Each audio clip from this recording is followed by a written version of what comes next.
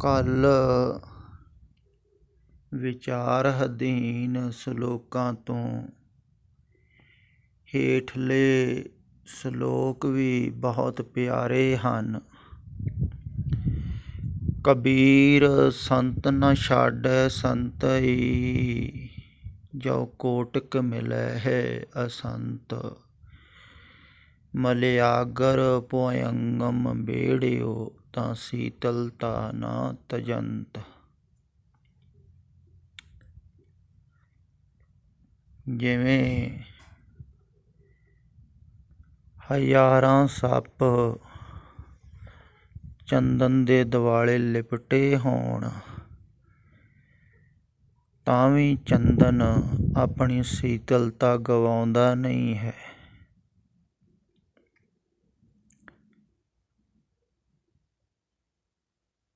ਤੇ ਚੰਦਨ ਨੂੰ ਰਗੜ ਕੇ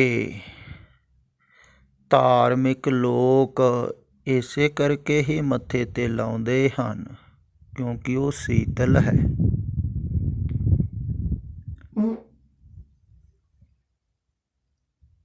ਤੇ ਸੀਤਲ ਕਰਦਾ ਹੈ।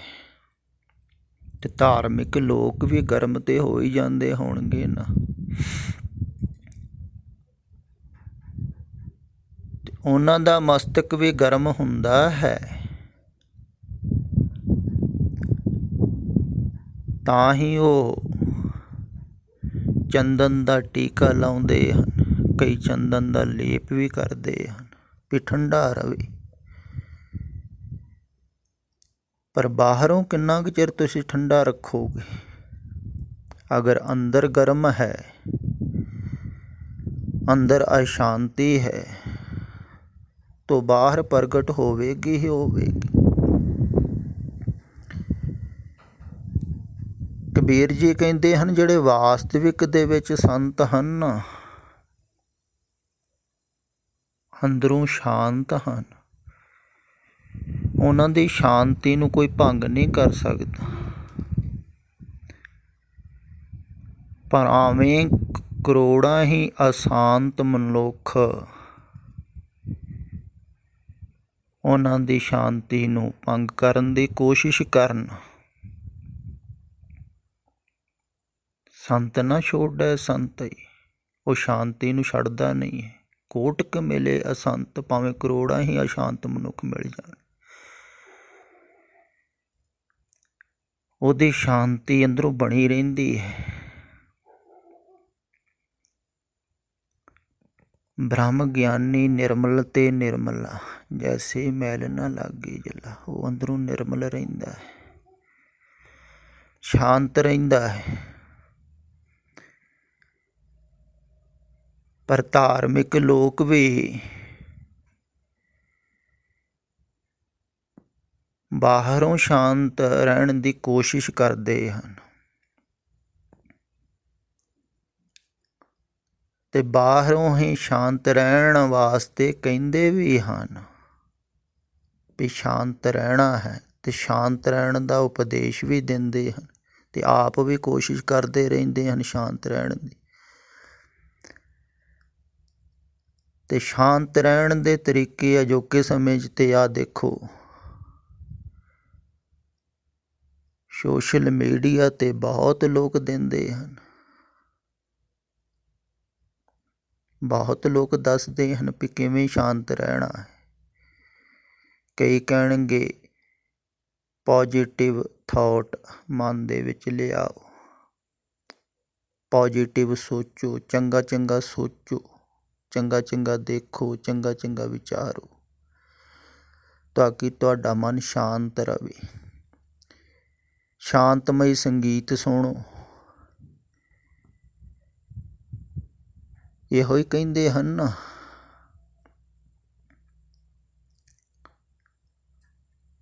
ਵੀ ਤੁਹਾਡਾ ਮਨ ਸ਼ਾਂਤ ਰਹੇ, ਤੇ ਉਹ ਵੀ ਆਪਣਾ ਮਨ ਇਸੇ ਢੰਗ ਦੇ ਨਾਲ ਸ਼ਾਂਤ ਰੱਖਦੇ ਹਨ। ਪਾਠ ਪੂਜਾ ਕਰਦੇ ਹਨ, ਵੇਦ ਸ਼ਾਸਤਰਾਂ ਦੇ ਵਿੱਚ ਧਿਆਨ ਲਾਉਂਦੇ ਹਨ, ਖਿਆਲ ਕਰਦੇ ਹਨ, ਗੁਰੂਆਂ ਦਾ, ਪੀਰਾਂ ਪੈਗੰਬਰਾਂ ਦਾ, ਕੋਸ਼ਿਸ਼ ਕਰਦੇ ਰਹਿੰਦੇ ਹਨ ਸ਼ਾਂਤ ਰਹੇ। ਮੱਥੇ 'ਤੇ ਚੰਦਨ ਦਾ ਲੇਪ ਵੀ ਕਰਦੇ ਰਹਿੰਦੇ ਹਨ। ਕਈ ਸਾਧੂ ਮਹਾਤਮਾ ਸਾਰੇ ਸਰੀਰ ਨੂੰ ਵੀ ਚੰਦਨ ਮਲਦੇ ਹਨ, ਸ਼ੀਤਲ ਰਵੇ, ਸ਼ਾਂਤ ਰਵੇ। ਦੇਖੋ, ਜਦੋਂ ਆ ਸ਼ਾਂਤੀ ਫੈਲਦੀ ਫਿਰ ਸਾਰੇ ਸਰੀਰ 'ਤੇ ਵੀ ਫੈਲ ਜਾਂਦੀ ਹੈ ਨਾ, ਕ੍ਰੋਧਿਤ ਹੋ ਜਾਂਦਾ। ਅਤੇ ਕੋਸ਼ਿਸ਼ ਕੀਤੇ ਆ ਮਨ ਸਦੀਵੀ ਸ਼ਾਂਤ ਨਹੀਂ ਰਹਿੰਦਾ ਹੈ।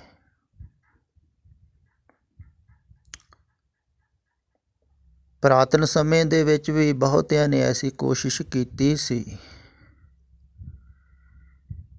ਬਹੁਤ ਦੂਰ ਸੰਸਾਰ ਤੋਂ ਜੰਗਲਾਂ ਦੇ ਵਿੱਚ ਰਹਿ ਕੇ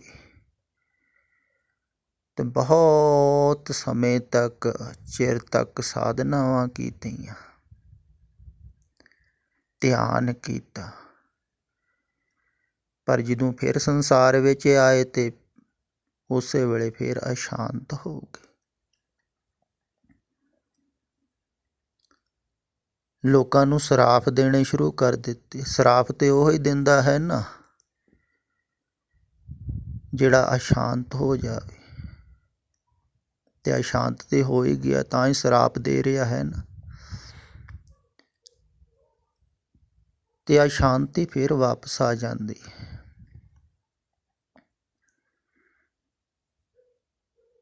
ਤੇ ਹਰ ਇੱਕ ਆਦਮੀ ਚਾਹੁੰਦਾ ਹੈ ਸੰਸਾਰ ਦੇ ਵਿੱਚ ਸ਼ਾਂਤ ਰਵਾਂ, ਤੇ ਸ਼ਾਂਤ ਰਹਿਣ ਵਾਸਤੇ ਹੀ ਉਹ ਪ੍ਰਾਰਥਨਾ ਵੀ ਕਰਦਾ ਹੈ, ਪਰਮਾਤਮਾ ਕੋਲ ਸ਼ਾਂਤੀ ਮੰਗਦਾ ਹੈ। ਸਿੱਖ ਵੀ ਕਹਿੰਦੇ ਹਨ ਘਰ ਦੇ ਵਿੱਚ ਸੁੱਖ ਸ਼ਾਂਤੀ ਬਣੀ ਰਵੇ, ਸੁੱਖ ਸ਼ਾਂਤੀ ਦੀ ਅਰਦਾਸ ਕਰਦੇ ਹਨ। ਜਿਵੇਂ ਪਿੱਛੇ ਇੱਕ ਮਹਾਤਮਾ ਦੀ ਰਿਕਾਰਡਿੰਗ ਪਾਈ ਹੋਈ ਸੀ, ਉਹ ਕਹਿ ਰਿਹਾ ਸੀ ਪੂਰਨਮਾਸੀ 'ਤੇ ਤੁਸੀਂ ਆ ਕੇ ਕਥਾ ਕੀਰਤਨ ਸੁਣਿਆ ਕਰੋ, ਘਰ ਦੇ ਵਿੱਚ ਸੁੱਖ ਸ਼ਾਂਤੀ ਆਵੇਗੀ। ਤੇ ਲੋਕ ਖੁਸ਼ ਹੁੰਦੇ ਹਨ, ਕਿਉਂਕਿ ਸੁੱਖ ਸ਼ਾਂਤੀ ਵਾਸਤੇ ਤੇ ਜਾਂਦੇ ਹਨ ਧਾਰਮਿਕ ਸਥਾਨਾਂ 'ਤੇ, ਪਰ ਬਾਹਰੋਂ ਸੁੱਖ ਸ਼ਾਂਤੀ ਥੋੜ੍ਹੀ ਮਿਲਦੀ ਹੈ। ਸ਼ਾਂਤੀ ਵੀ ਇਸੇ ਕਰਕੇ ਆਦਮੀ ਚਾਹੁੰਦਾ ਹੈ ਵੀ ਸ਼ਾਂਤੀ ਦੇ ਵਿੱਚ ਸੁੱਖ ਮਿਲਦਾ ਹੈ, ਪਰ ਇਹ ਸਦੀਵੀ ਨਹੀਂ ਹੈ। ਸੁਖ ਮੰਗਤ ਦੁੱਖ ਆਗ ਲਿਆਵੇ, ਸੋ ਸੁਖ ਹਮਹੁ ਨਾ ਮੰਗਿਆ ਪਾਵੇ। ਕਬੀਰ ਜੀ ਕਹਿੰਦੇ ਜਿਹੜਾ ਸੁੱਖ ਹੈ ਇਹਦੇ ਪਿੱਛੇ ਹੀ ਦੁੱਖ ਆਉਂਦਾ। ਇਹ ਜਿਹੜੀ ਸ਼ਾਂਤੀ ਹੈ ਨਾ ਬਾਹਰ ਦੀ, ਇਹਦੇ ਪਿੱਛੇ ਹੀ ਅਸ਼ਾਂਤੀ ਵੀ ਆਉਂਦੀ।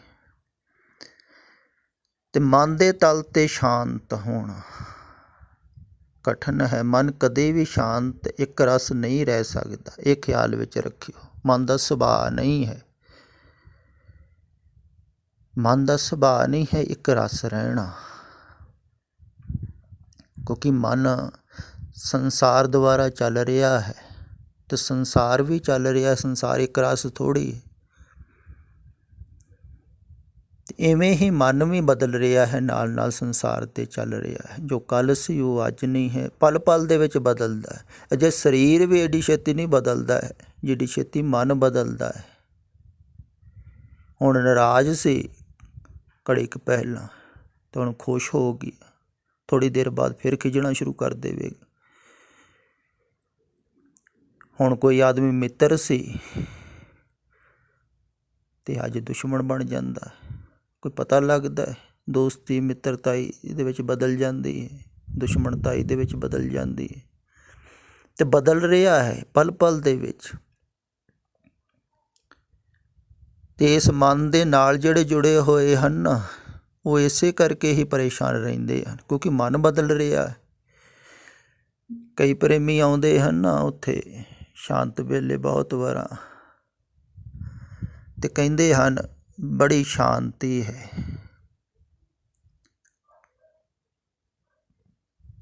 ਕਿਉਂਕਿ ਚਾਰ ਚੁਫੇਰੇ ਆਬਾਦੀ ਨਹੀਂ ਹੈ, ਦਰੱਖਤ ਹਨ, ਪਹਾੜ ਹਨ, ਤੇ ਸ਼ਾਂਤੀ ਮਹਿਸੂਸ ਹੁੰਦੀ ਹੈ। ਤੇ ਉਹ ਕੁਝ ਚਿਰ ਵਾਸਤੇ ਹੀ ਹੁੰਦੀ। ਉਸ ਤੋਂ ਬਾਅਦ ਉਹ ਹੀ ਮਨ ਜਿਹੜਾ ਹੈ ਨਾ, ਉਹ ਉੱਥੇ ਰਹਿਣਾ ਨਹੀਂ ਚਾਹੁੰਦਾ ਹੈ, ਉਹ ਹੀ ਬਦਲ ਜਾਂਦਾ ਹੈ। ਉਹ ਭੁੱਲ ਹੀ ਜਾਂਦਾ ਹੈ ਵੀ ਪਹਿਲਾਂ ਜਦੋਂ ਮੈਂ ਇੱਥੇ ਆਇਆ ਸੀ ਉਦੋਂ ਮਨ ਕਹਿ ਰਿਹਾ ਸੀ ਆਹ ਇਹਦੇ ਵਰਗੀ ਤੇ ਜਗ੍ਹਾ ਮੈਂ ਕਦੇ ਦੇਖੀ ਨਹੀਂ, ਐਡੀ ਸੁੰਦਰ, ਇੰਨੀ ਸ਼ਾਂਤ, ਇੰਨੀ ਵਧੀਆ। ਤੇ ਕੁਛ ਦਿਨਾਂ ਦੇ ਬਾਅਦ ਕੀ ਹੋ ਗਿਆ, ਉਹੋ ਹੀ ਮਨ, ਕਿਉਂਕਿ ਮਨ ਇੱਕ ਜਿਹਾ ਨਹੀਂ ਨਾ ਰਹਿੰਦਾ। ਜਦੋਂ ਵਾਕਬ ਹੋ ਜਾਂਦਾ ਕਿਸੇ ਜਗ੍ਹਾ 'ਤੇ ਨਾ, ਫਿਰ ਊਬ ਜਾਂਦਾ ਹੈ। ਨਵੀਂ ਨਵੀਂ ਜਗ੍ਹਾ ਚੰਗੀ ਲੱਗਦੀ, ਵਾਕਬ ਹੋ ਗਿਆ ਊਬ ਕੇ। ਇੱਦਾਂ ਹੀ ਨਵੇਂ ਨਵੇਂ ਬੰਦੇ ਚੰਗੇ ਲੱਗਦੇ ਹਨ। ਜਦੋਂ ਉਹਨਾਂ ਦੇ ਨਾਲ ਵਾਕਬ ਹੋ ਜਾਂਦਾ, ਉਹਨਾਂ ਦੀਆਂ ਊਣਤਾਂ ਹੀ ਜ਼ਿਆਦਾ ਦਿਖਣ ਲੱਗ ਜਾਂਦੀਆਂ। ਫਿਰ ਪਹਿਲਾਂ ਨਹੀਂ ਦਿਖਦੀਆਂ ਹਨ, ਪਹਿਲਾਂ ਤਾਂ ਬੜਾ ਚੰਗੇ ਲੱਗਦੇ ਆ, ਬੜੀ ਸੇਵਾ ਕਰਦਾ। ਕੁਛ ਚਿਰ ਰਹਿਣ ਬਾਅਦ 'ਚ ਊਣਤਾਂ ਹੀ ਦਿਖਾਈ ਦੇਣ ਲੱਗ ਜਾਂਦੀਆਂ। ਫਿਰ ਉਹੋ ਹੀ ਚੰਗੇ ਨਹੀਂ ਲੱਗਦੇ ਹਨ, ਉਹਨਾਂ ਤੋਂ ਪਰੇਸ਼ਾਨੀ ਹੋਣ ਲੱਗ ਜਾਂਦੀ। ਜਿਨ੍ਹਾਂ ਦੇ ਨਾਲ ਸਦਾ ਹੀ ਰਹਿਣਾ ਚਾਹੁੰਦਾ ਹੈ, ਫਿਰ ਕਹਿੰਦਾ ਹੈ ਵੀ ਇਹਨਾਂ ਦੇ ਨਾਲ ਨਹੀਂ ਰਹਿ ਸਕਦਾ ਮੈਂ। ਵੇਖੋ ਉਹੋ ਹੀ ਮਨ, ਉਹੀ ਮਨ ਇੱਕ ਨਾ ਪ੍ਰੇਮ ਕਰਦਾ ਹੈ, ਅਤੇ ਉਦੋਂ ਕਹਿੰਦਾ ਹੈ ਮੈਂ ਸਦਾ ਸਦਾ ਵਾਸਤੇ ਹੀ ਤੇਰੇ ਨਾਲ ਰਹਿਣਾ ਹੈ। ਅਤੇ ਕੁਛ ਚਿਰ ਦੇ ਬਾਅਦ ਉਹੋ ਹੀ ਮਨ ਕਹਿਣਾ ਸ਼ੁਰੂ ਕਰ ਦਿੰਦਾ ਹੈ ਮੈਂ ਰਹਿ ਨਹੀਂ ਸਕਦਾ। ਵਾਕਬ ਹੋ ਗਿਆ ਨਾ, ਹੁਣ ਤਾਂ ਹੀ ਜ਼ਿਆਦਾ ਦਿਖਣ ਲੱਗ ਪਈਆਂ। ਪਹਿਲਾਂ ਦੂਰ ਦੂਰ ਸੀ, ਘੱਟ ਦਿਖਦੀਆਂ ਸਨ, ਹੁਣ ਨਾਲ ਰਹਿਣ ਲੱਗ ਪਿਆ ਅਤੇ ਸਾਰੀਆਂ ਦਿਖਣ ਲੱਗ ਪਈਆਂ ਕਮਜ਼ੋਰੀਆਂ। ਅਤੇ ਉਹੋ ਹੀ ਮਨ ਫਿਰ ਜਿਹੜਾ ਸੀ ਨਾ, ਉਹਦੇ ਨਾਲ ਅਸ਼ਾਂਤ ਹੋਣਾ ਸ਼ੁਰੂ ਹੋ ਜਾਂਦਾ। ਜਿਹਦੇ ਨਾਲ ਪਹਿਲਾਂ ਸ਼ਾਂਤੀ ਮਿਲਦੀ ਸੀ, ਉਹਦੇ ਨਾਲ ਹੀ ਹੁਣ ਅਸ਼ਾਂਤੀ ਮਿਲਦੀ। ਮਨ ਬਦਲਦਾ ਹੈ, ਮਨ ਬਦਲ ਰਿਹਾ ਹੈ। ਅਗਰ ਮਨ ਦੇ ਤਲ 'ਤੇ ਤੁਸੀਂ ਸ਼ਾਂਤੀ ਭਾਲਦੇ ਹੋ ਨਾ, ਤਾਂ ਕਦੇ ਸ਼ਾਂਤ ਨਹੀਂ ਹੋ ਸਕਦੇ। ਤੁਸੀਂ ਖਿਆਲ ਵਿੱਚ ਰੱਖਿਓ, ਇਹ ਤਾਂ ਇਵੇਂ ਹੀ ਹੈ ਜਿਵੇਂ ਲਹਿਰ ਸੋਚੇ ਵੀ ਮੈਂ ਸ਼ਾਂਤ ਰਹਾਂ। ਲਹਿਰ ਦੇ ਢੰਗ ਦੇ ਨਾਲ, ਲਹਿਰ ਦੇ ਢੰਗ ਦੇ ਨਾਲ ਸ਼ਾਂਤ ਥੋੜ੍ਹੀ ਰਹਿ ਸਕਦੀ। ਹਾਂ, ਕੁਛ ਚਿਰ ਹੋ ਸਕਦਾ ਹੈ ਵੀ ਹਵਾ ਨਾ ਚੱਲੇ ਅਤੇ ਹੌਲੀ ਹੌਲੀ ਲਹਿਰ ਚੱਲਦੀ ਰਹੇ, ਪਰ ਜਦੋਂ ਹਵਾ ਤੇਜ਼ ਆਈ ਤਾਂ ਫਿਰ ਉੱਠ ਖਲੋਵੇਗੀ, ਫਿਰ ਕਿਨਾਰਿਆਂ ਤੱਕ ਦੂਰ ਤੱਕ ਜਾਂਦੀ ਅਤੇ ਸ਼ਾਂਤ ਹੋ ਜਾਂਦੀ। ਅਤੇ ਮਨ ਦੇ ਤਲ 'ਤੇ ਜੀਣ ਦਾ ਭਾਵ ਹੁੰਦਾ ਹੈ ਬਾਹਰ ਬਾਹਰ, ਜਿਵੇਂ ਸਾਗਰ ਦੇ ਉੱਪਰ ਉੱਪਰ ਲਹਿਰਾਂ ਹਨ, ਬਾਹਰ ਬਾਹਰ। ਲਹਿਰ ਦੇ ਤਲ 'ਤੇ ਸ਼ਾਂਤੀ ਨਹੀਂ ਹੁੰਦੀ, ਗਹਿਰਾਈ ਦੇ ਵਿੱਚ ਸ਼ਾਂਤੀ ਹੈ। ਜਿਵੇਂ ਸਾਗਰ ਦੀ ਗਹਿਰਾਈ ਦੇ ਵਿੱਚ ਕੋਈ ਡੁਬਕੀ ਮਾਰ ਦੇਵੇ, ਉੱਥੇ ਤਾਂ ਕੋਈ ਲਹਿਰ ਨਹੀਂ, ਸ਼ਾਂਤੀ ਬਹੁਤ ਗਹਿਰਾਈ ਦੇ ਵਿੱਚ। ਉੱਪਰ ਉੱਪਰ ਆ ਸ਼ਾਂਤ, ਅਤੇ ਉੱਪਰੋਂ ਤੁਸੀਂ ਸ਼ਾਂਤ ਕਰ ਵੀ ਨਹੀਂ ਸਕਦੇ। ਇੱਦਾਂ ਹੀ ਮਨ ਹੈ। ਧਾਰਮਿਕ ਲੋਕ ਕਹਿੰਦੇ ਹਨ ਵੀ ਤੁਸੀਂ ਸ਼ਾਂਤ ਕਰ ਲਓਗੇ, ਸ਼ਾਂਤ ਰਹਿਣਾ ਹੈ, ਸ਼ਾਂਤ ਕਰਨਾ ਹੈ। ਅਤੇ ਪਾਠ ਪੂਜਾ ਵੀ ਤੁਸੀਂ ਬਹੁਤ ਕਰਦੇ ਹੋ, ਧਿਆਨ ਵੀ ਕਈ ਲਾਉਂਦੇ ਹਨ, ਮਨ ਸ਼ਾਂਤ ਰਹੇ। ਅੱਜ ਹੀ ਟੈਲੀਫੋਨ ਆਇਆ ਸੀ, ਉਹ ਵੀ ਇਹੋ ਹੀ ਗੱਲ ਕਹਿ ਰਹੇ ਸਨ, ਸ਼ਾਂਤੀ ਦਾ ਉਪਦੇਸ਼ ਦਿਓ, ਸ਼ਾਂਤ ਰਹੇ ਮਨ। ਉਹ ਮਨ ਦੇ ਤਲ 'ਤੇ ਕਿਵੇਂ ਸ਼ਾਂਤ ਰਹੋਗੇ ਸਦਾ ਵਾਸਤੇ? ਮੈਂ ਤਾਂ ਕਹਿੰਦਾ ਹੈ ਮਨ ਤੋਂ ਪਾਰ ਵਾਸਤਵਿਕ ਸ਼ਾਂਤੀ ਹੈ, ਉਹਦੀ ਹੀ ਗੱਲ ਇੱਧਰ ਕੀਤੀ ਜਾ ਰਹੀ ਹੈ।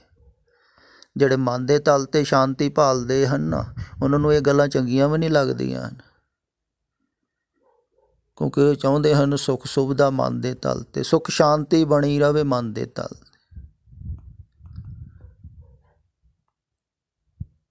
ਉਹਨਾਂ ਨੂੰ ਇਹ ਗੱਲਾਂ ਨਹੀਂ ਚੰਗੀਆਂ ਲੱਗਦੀਆਂ ਹਨ, ਕਿਉਂਕਿ ਇੱਧਰ ਕਿਹਾ ਜਾ ਰਿਹਾ ਵੀ ਮਨ ਦੇ ਤਲ 'ਤੇ ਸੁੱਖ ਸ਼ਾਂਤੀ ਜਿਹੜੀ ਹੈ ਨਾ, ਉਹਨੂੰ ਛੱਡਣਾ ਹੈ, ਮਨ ਨੂੰ ਹੀ ਛੱਡਣਾ ਹੈ। ਅਸ਼ਾਂਤੀ ਨੂੰ ਤਾਂ ਛੱਡਣਾ ਹੀ ਛੱਡਣਾ ਹੈ, ਸ਼ਾਂਤੀ ਨੂੰ ਵੀ ਛੱਡਣਾ ਹੈ। ਨਰਕ ਤੋਂ ਛੁੱਟਣਾ ਹੈ, ਸਵਰਗ ਤੋਂ ਵੀ ਛੁੱਟੋਗੇ ਤਾਂ ਹੀ ਪੂਰਾ ਛੁੱਟੋਗੇ। ਨਰਕ ਸਵਰਗ ਤੇ ਮੈਂ ਰਹਿਓ ਸਤਿਗੁਰ ਕੇ ਪ੍ਰਸਾਦ। ਤੁਸੀਂ ਚਾਹੁੰਦੇ ਹੋ ਨਰਕਾਂ ਤੋਂ ਛੁੱਟੇ ਰਹੀਏ, ਸਵਰਗ ਦੇ ਵਿੱਚ ਰਹੀਏ, ਸ਼ਾਂਤੀ ਦੇ ਵਿੱਚ ਰਹੀਏ, ਨਹੀਂ ਰਹਿ ਸਕਦੇ ਸਦਾ ਹੀ। ਰਹਿੰਦੇ ਹੀ ਹੁੰਦੇ ਤੇ ਦੇਵਤੇ ਕਿਉਂ ਇਹ ਮਨੁੱਖਾ ਜਨਮ ਚਾਹੁੰਦੇ ਵੀ ਸਵਰਗ ਤੋਂ ਪਾਰ ਜਾਣ ਵਾਸਤੇ ਕੋਸ਼ਿਸ਼ ਕਰਨੀ ਹੈ, ਅਤੇ ਸ਼ਾਂਤੀ ਤੋਂ ਵੀ ਪਾਰ, ਸੁੱਖ ਤੋਂ ਵੀ ਪਾਰ। ਕਿਉਂਕਿ ਇਹ ਜਿਹੜਾ ਸੁੱਖ ਹੈ ਨਾ, ਇਸ ਤੋਂ ਬਾਅਦ ਦੁੱਖ ਹੈ। ਇਹੋ ਹੀ ਤੇ ਕਬੀਰ ਜੀ ਕਹਿ ਰਹੇ ਹਨ ਨਾ, ਸੁਖ ਮੰਗਤ ਦੁੱਖ ਆਗ ਲਿਆਵੇ, ਸੋ ਸੁਖ ਹਮਹੁ ਨਾ ਮੰਗਿਆ ਪਾ। ਕਹਿੰਦੇ ਹਨ ਜਿਹੜਾ ਸੁੱਖ ਮੰਗੀਏ ਨਾ ਉਹਦੇ ਪਿੱਛੇ ਦੁੱਖ ਵੀ ਆਉਂਦਾ ਹੈ। ਅਤੇ ਇਹੋ ਜਿਹੇ ਸੁੱਖ ਨੂੰ ਕੀ ਕਰਨਾ ਹੈ। ਜਿਹੜੀ ਸ਼ਾਂਤੀ ਨੂੰ ਭਾਲੀਏ ਉਹਦੇ ਪਿੱਛੇ ਅਸ਼ਾਂਤੀ ਵੀ ਆਉਂਦੀ ਹੈ। ਐਸੀ ਸ਼ਾਂਤੀ ਨੂੰ ਕਿਉਂ ਲੈਣਾ ਹੈ। ਇਹ ਸ਼ਾਂਤੀ ਨਹੀਂ ਚਾਹੀਦੀ ਹੈ ਸਾਨੂੰ। ਅਤੇ ਇਸ ਸ਼ਾਂਤੀ ਜਿਹੜੀ ਬਾਹਰ ਹੈ ਨਾ ਮਨ ਦੇ ਤਲ 'ਤੇ, ਇਹ ਝੂਠੀ ਹੈ। ਇਸ ਕਰਕੇ ਟਿਕਦੀ ਨਹੀਂ, ਟਿਕ ਸਕਦੀ ਨਹੀਂ। ਜਿਹੜੀ ਸ਼ਾਂਤੀ ਟਿਕਦੀ ਨਹੀਂ ਹੈ ਨਾ ਉਹ ਝੂਠੀ ਹੈ, ਖਿਆਲ ਵਿੱਚ ਰੱਖੋ। ਜਿਹੜੀ ਥਿਰ ਨਹੀਂ ਹੈ, ਵਾਰ-ਵਾਰ ਟੁੱਟ ਜਾਂਦੀ ਹੈ। ਵਾਸ਼ਨਾ ਉੱਠ ਖਲੋਂਦੀ ਹੈ, ਸ਼ਾਂਤ ਹੋ ਜਾਂਦਾ ਮਨੁੱਖ। ਕਿਸੇ ਨੇ ਕੁਛ ਕਹਿ ਦਿੱਤਾ, ਕ੍ਰੋਧਿਤ ਹੋ ਜਾਂਦਾ ਮਨੁੱਖ। ਨਹੀਂ ਤਾਂ ਆਪਣੇ ਆਪ ਬੈਠਾ ਬੈਠਾ ਹੀ ਦੇਖੋ ਤੁਸੀਂ, ਕਈ ਵਾਰ ਤੁਸੀਂ ਸ਼ਾਂਤ ਹੁੰਦੇ ਹੋ, ਕਈ ਵਾਰ ਵਿਚਾਰ ਦੇ ਤਲ 'ਤੇ ਹੀ ਅਸ਼ਾਂਤ ਹੋ ਜਾਂਦੇ, ਸੋਚ ਕੇ ਹੀ ਬੇਚੈਨ ਹੋ ਜਾਂਦੇ, ਅਤੇ ਸ਼ਾਂਤੀ ਆ ਜਾਂਦੀ। ਇਹ ਚੱਲਦੀ ਰਹੇਗੀ। ਅਤੇ ਮਨ ਦੇ ਤਲ 'ਤੇ ਜਿਹੜੀ ਸ਼ਾਂਤੀ ਹੈ ਨਾ ਉਹਦੀ ਗੱਲ ਕਬੀਰ ਜੀ ਨਹੀਂ ਕਹਿ ਰਹੇ ਹਨ। ਉਹ ਤਾਂ ਕਿਤੋਂ ਵੀ ਭੰਗ ਕੀਤੀ ਜਾ ਸਕਦੀ। ਸੰਤ ਉਹਨੂੰ ਕਹਿੰਦੇ ਹਨ ਜਿਹੜਾ ਮਨ ਤੋਂ ਪਾਰ ਚਲੇ ਗਿਆ। ਜਿਹੜਾ ਮਨ ਦੇ ਤਲ 'ਤੇ ਸ਼ਾਂਤ ਹੈ ਨਾ ਉਹ ਬਾਹਰ ਧਾਰਮਿਕ ਹੈ। ਉਹ ਜੇ ਬਾਹਰ ਮੁੱਖ ਹੈ। ਹਾਂ, ਪਹਿਲਾ ਕਦਮ ਹੈ ਮਨ ਦੇ ਤਲ 'ਤੇ ਸ਼ਾਂਤੀ, ਪਰਮਾਰਥ ਦੇ ਮਾਰਗ 'ਤੇ ਚੱਲਣ ਵਾਸਤੇ।